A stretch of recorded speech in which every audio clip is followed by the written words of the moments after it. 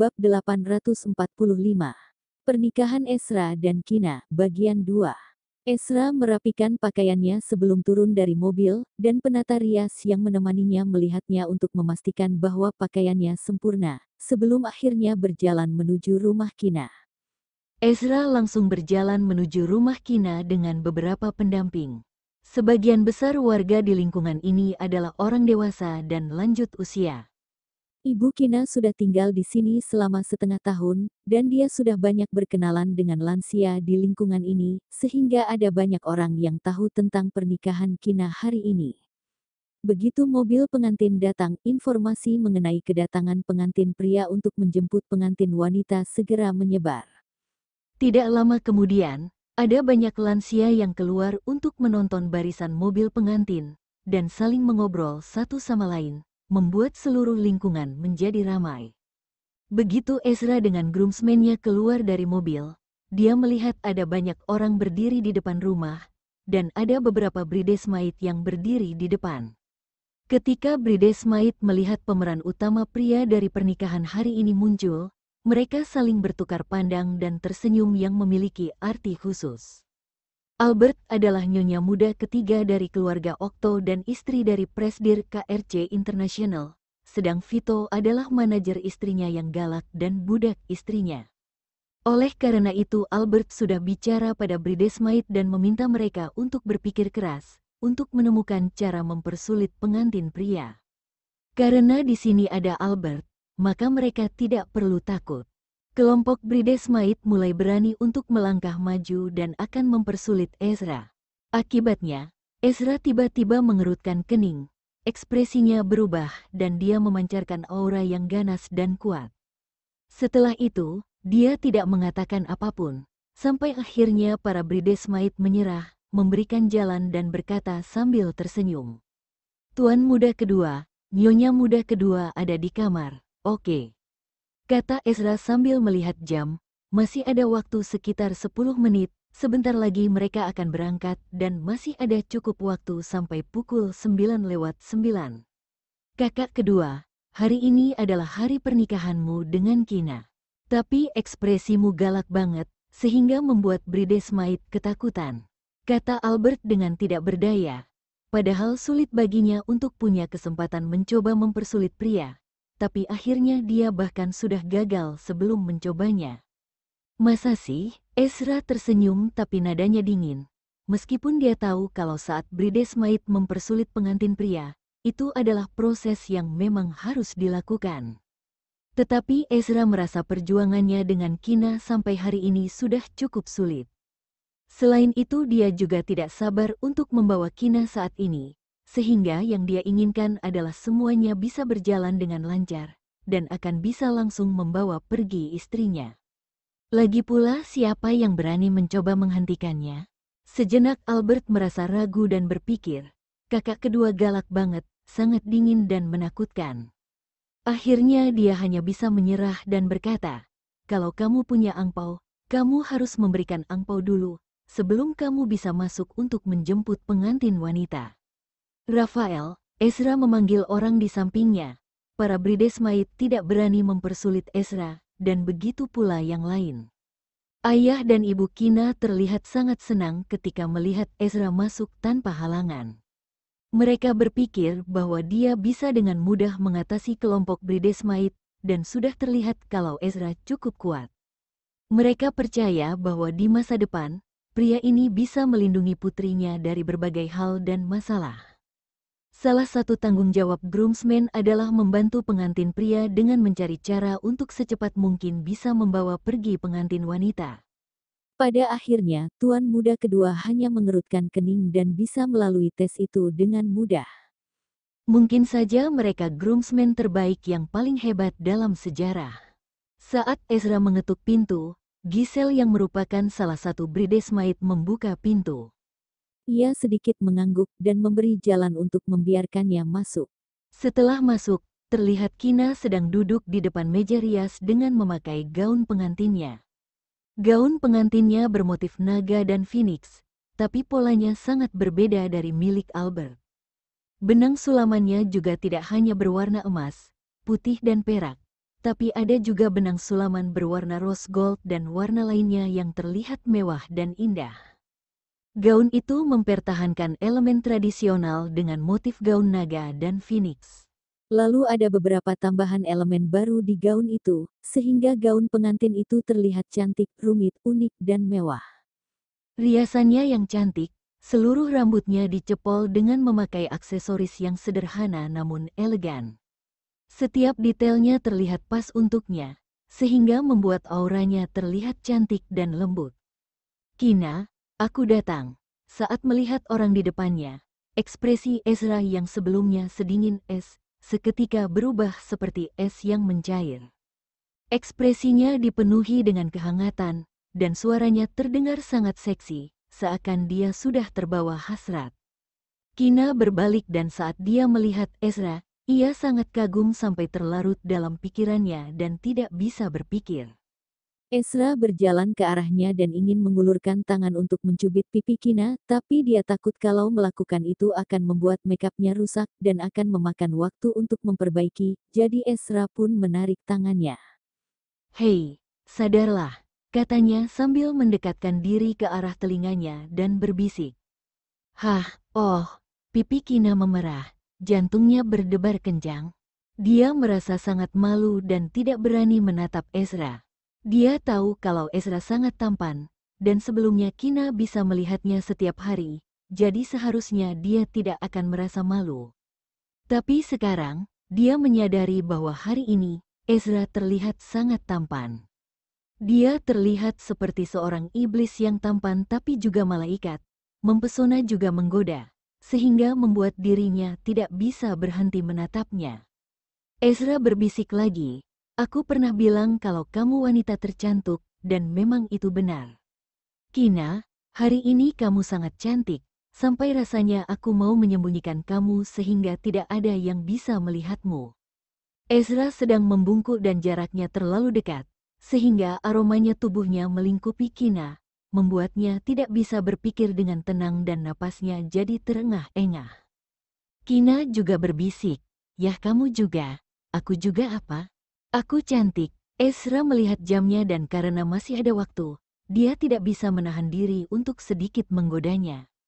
Reaksinya hari ini jauh lebih lemot dari biasanya, tapi lucu kok. Seolah-olah mereka sedang kembali ke masa lalu, di hari-hari pertama setelah mereka mendapatkan buku nikah. Meskipun sedikit lemot, tapi dia terlihat lembut dan lucu. "Tidak, bukan gitu."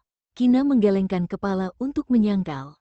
Aksesoris di kepalanya sedikit bergerak, membuatnya terlihat lebih pemalu dan menawan, lalu berkata, "Ganteng, kamu terlihat ganteng banget hari ini. Aku pikir kamu terlihat paling ganteng kalau lagi pakai seragam. Tapi ternyata hari ini kamu jauh lebih keren daripada pakai seragam. Yah, terlihat seperti iblis tapi juga malaikat, dan aku tidak bisa menjelaskan perasaanku." Tepat ketika Ezra ingin mengatakan sesuatu, ia mendengar suara Albert yang sedang bercanda dan mengejek. "Kakak kedua, yang kamu sedang bisikan dengan Kina, apa tidak bisa bicara dengan lebih keras? Supaya kami juga bisa dengar." Kali ini Ezra berbicara dengan ramah. "Aku bilang Kinaku yang paling cantik, apa ada yang mau membantah? Oh, terus Kina juga memuji kamu tampan dan sebagainya. Ini seperti apa ya?" Albert berpikir sejenak lalu tertawa. "Ah iya, seperti sedang bernegosiasi bisnis." Pipi Kina memerah karena diejek seperti itu dan tidak tahu harus berkata apa. Ezra menjawabnya dengan tenang, "Kinaku itu paling cantik dan aku juga terlihat ganteng. Emang aku hanya boleh memujinya untuk tujuan bisnis." Albert berpikir di dalam hati, "Aku pernah lihat orang yang narsis, tapi aku belum pernah lihat orang yang narsis kayak gini." Namun, Ezra memang punya modal untuk bisa narsis. Setelah itu Rafael mengingatkan bahwa ini sudah waktunya untuk membawa pergi pengantin wanita. "Aku akan gendong kamu dan membawamu pergi, jangan panik." Ezra mengingatkan dengan lembut, supaya membuat Kina tidak panik ketika dia tiba-tiba menggendongnya. Ya, Kina mengangguk. Setelah itu, Kina langsung digendong oleh Ezra. Sudah lama sebelum Ezra datang, Ibu Kina sudah memberitahu putrinya semua hal yang perlu dia katakan. Selanjutnya, Ibu Kina juga berpikir putrinya dan Ezra sudah menikah selama beberapa tahun. Meskipun mereka sempat berpisah selama beberapa tahun, tapi kasih sayang di antara pasangan untuk bisa dilihat semua orang, sehingga tidak ada yang perlu khawatir. Bab 846, Pernikahan Ezra dan Kina, bagian 3, Ezra membawa Kina keluar dari kamar. Kemarin sore Kevin bergegas kembali dari Amerika, lalu mengikuti mereka dan berkata, "Aku tahu kamu akan bersikap baik pada Nana." Temperamen Nana terkadang tidak begitu stabil, terkadang dia kekanak-kanakan. Tuan muda kedua, dalam pernikahan ini, berikan yang terbaik untuk Nana.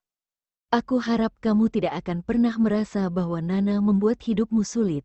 Jangan berpikir kalau Nana adalah beban untukmu atau yang lainnya. Jangan khawatir, aku akan bertanggung jawab selamanya untuk Kina. Ezra berkata dengan nada serius. Dan aku juga berterima kasih kepada ayah dan ibu, karena telah bekerja keras untuk membesarkan Kina. Mulai sekarang serahkan Kina padaku. Untuk kedepannya aku tidak akan pernah menggertaknya, dan akan memperlakukannya dengan baik.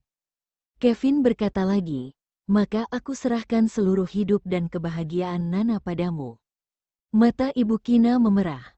Meskipun keduanya ada di kota Leicester dan jarak antara kedua keluarga hanya 1 jam perjalanan, dan putrinya juga sudah menikah dengan Ezra selama beberapa tahun. Tetapi pada saat akhirnya Kina menikah, dia masih tidak bisa menahan hatinya yang tidak rela. Pada saat yang sama, Ibu Kina juga merasa sangat senang karena putrinya telah menemukan pria yang begitu sempurna, sampai dia tidak bisa menemukan kesalahan sedikit pun. Albert meraih lengan Ibu Kina dan berkata untuk memeriahkan suasana, "Kakak kedua, Ibu Kina sih tidak khawatir tentang kamu akan gertak Kina, tapi khawatir kalau Kina yang akan menggertakmu."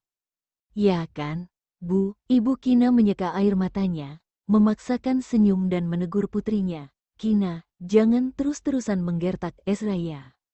"Bu," Kina berteriak untuk protes, "emang kapan aku gertak dia? Aku tidak akan gertak dia kok." Sebaliknya, malah Ezra yang sering membuli dirinya. "Tuan muda kedua, karena sudah menjemput pengantin wanita, maka kita harus kembali agar tidak menunda waktu yang bagus untuk mengadakan pernikahan nanti." Di sampingnya, Rafael berbisik untuk mengingatkannya. Ezra menjawab, dan kemudian pergi menggendong Kina si pengantin wanita. Pernikahan diadakan di perkebunan rumah keluarga Okto, dan orang-orang dari keluarga Libra mengikuti di belakang tim mobil pernikahan. Lalu mereka pergi ke rumah keluarga Okto untuk menghadiri pernikahan. Dalam perjalanan pulang, karena sudah melewati jam macet, maka mereka bisa lebih cepat daripada saat pergi untuk menjemput pengantin. Di taman rumah keluarga Okto, semua tamu yang datang ke pesta pernikahan, hampir semuanya sudah datang. Waktu yang baik untuk mengadakan upacara pernikahan adalah pukul 10.28, dan pada pukul 10 konvoi pernikahan kembali ke rumah keluarga Okto. Penata rias dengan cepat merias ulang wajah pengantin pria dan wanita, dan menghabiskan waktu selama beberapa menit.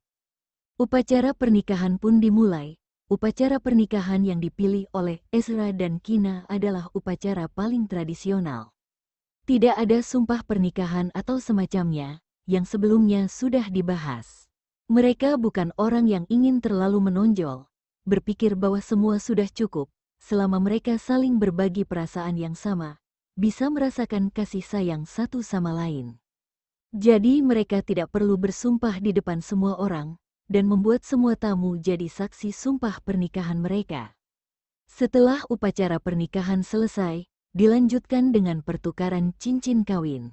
Sebelumnya keduanya sudah memakai cincin kawin itu saat mendapatkan buku nikah 7 tahun yang lalu. Tapi hari ini cincin itu untuk sementara dilepas, untuk prosesi dan upacara ini. Setelah bertukar cincin kawin, dilanjutkan dengan acara minum teh untuk para tetua dari kedua keluarga. Kemudian sesi pidato. Kakek Okto ada orang pertama yang bicara di atas panggung. Meskipun dia sudah berumur 80 tahun, Biasanya semangatnya sudah baik, tapi hari ini dia sangat bersemangat dan tubuhnya juga sangat kuat. Kakek Okto memakai setelan jas dan terlihat sangat gagah. Para tamu yang menghadiri pernikahan pun membungkuk, dan kemudian dia melihat ke arah Ezra dan Kina. Setelah melirik sekilas, kakek Okto menarik lagi pandangannya dan mulai bicara. Pertama-tama, terima kasih karena kalian semua yang ada di sini sudah mau meluangkan waktu dari jadwal sibuk kalian untuk menghadiri pernikahan cucu keduaku, Ezra, dan cucu menantu keduaku, Kina. Aku yakin kalian semua sudah tahu kalau tuan muda kedua dan Kina sudah menikah 7 tahun yang lalu untuk dapat buku nikah, yang biasanya disebut pernikahan kilat oleh orang muda seperti kalian. Semua orang sudah tahu kalau tuan muda kedua kami agak unik. Sebelum tuan muda kedua bertemu dengan Kina, aku sering khawatir apakah dia akan jomblo seumur hidup. Tapi aku tidak menyangka kalau akhirnya dia punya pasangan. Dan tiba-tiba ketika makan malam bicara kalau dia sudah menikah, lalu mengeluarkan buku nikah yang membuat seluruh keluarga terkejut. Kemudian, setelah aku tahu latar belakang cucu menantu kedua, aku yang agak sedikit ribet dan tidak terlalu merasa puas dengan cucu menantu kedua. Kalian jangan diam-diam menertawakan aku karena begitu bertele-tele dan ribet. Karena kupikir kebanyakan dari kalian juga akan sama denganku. Kakek Okto berhenti sejenak untuk minum teh hangat, untuk melegakan dahaganya dan berkata lagi. Tuan muda kedua kami sangat bertekad tentang Kina, jadi tidak peduli bagaimana memaksa atau membujuknya itu tetap tidak akan berguna. Karena malas berdebat dengannya, jadi aku membiarkan mereka pergi. Hari ini, aku sangat bersyukur karena tuan muda kedua bertekad dan gigih sejak awal. Mungkin menurut kalian cucu menantu kedua kami tidak terlalu baik, tapi dia adalah orang yang paling cocok untuk tuan muda kedua, dan sebaliknya. Keluarga Okto tidak butuh pasangan yang kaya secara materi, dan Kina adalah harta berharga milik tuan muda kedua, dan dia akan menemani Ezra hingga usia tua, dan sampai akhir hayat keduanya. Sebelumnya aku belum memberkati mereka secara resmi dan sungguh-sungguh.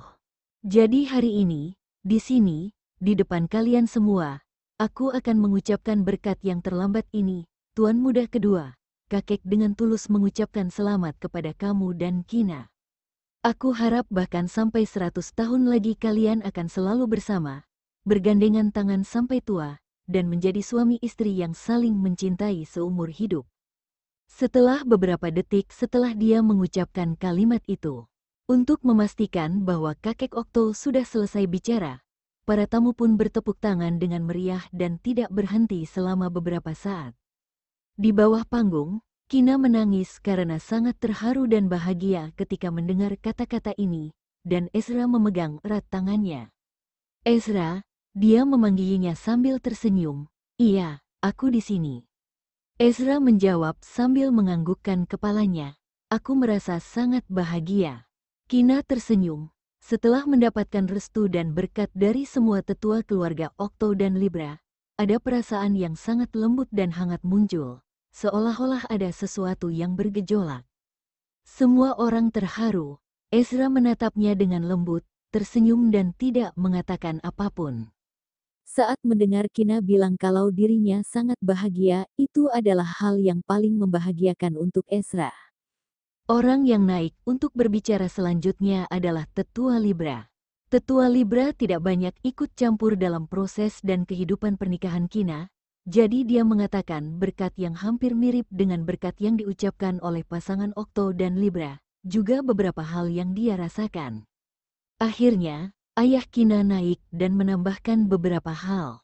Ayah Kina berbicara tentang masa kecil Kina, dan juga menyebutkan bahwa Ezra dan Kina sebenarnya sudah saling kenal ketika mereka masih kecil. Sungguh menakjubkan melihat bagaimana ajaibnya takdir yang bekerja. Dan untuk mengakhiri kata-katanya, sekali lagi dia mengucapkan kata-kata berkat. Aku tidak ingat apa yang terjadi ketika aku masih kecil. Kina berbisik pada pria di sampingnya dengan mol. Terkadang aku coba mengingatnya, tapi tetap tidak ingat. Kalau begitu tidak perlu diingat, nanti ketika kita punya waktu, aku akan ceritakan padamu. Ezra tersenyum tipis dan meremas tangan kecilnya dengan lembut.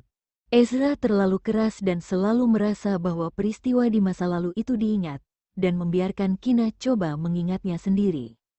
Tapi Ezra melupakan fakta bahwa saat itu mereka masih murid TK, yang baru berusia 4 atau 5 tahun, dan wajar jika Kina tidak bisa mengingat peristiwa itu untuk waktu yang lama. Oke, Kina tidak bisa menahan rasa gembiranya. Kalau gitu, kamu ceritakan padaku tentang itu malam ini. Malam ini aku tidak punya waktu, kata Ezra sambil tersenyum tak berdaya dan penuh kasih sayang. Malam ini, mana mungkin dia mau membuang waktu untuk menceritakan kenangan masa lalu itu padanya. Kenapa kamu tidak seperti teringat sesuatu. Kina langsung berhenti bicara dan pipinya memerah. Gak apa-apa deh. Kamu bisa luangkan waktumu dan ceritakan padaku secara perlahan di lain hari.